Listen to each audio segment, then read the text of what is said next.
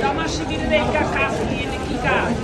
এত বড় একটা প্রোগ্রাম, কোনো মারামারি হচ্ছে না, ঠেলাঠেলি নাই, এটা আমরা মিস করতেছি। এটা মারামারি হওয়া উচিত। সারা ওয়ার্ল্ডে এত কিছু খাওয়ায় শক্তি পরীক্ষা হলো না। এত বড় একটা প্রোগ্রাম করছে, কোনো মারামারি নাই, ঠেলাঠেলি নাই। আমি এদের খেলতেছি তো কিছু বলতেছে না। এই যে অবশ্যই প্রয়োজন।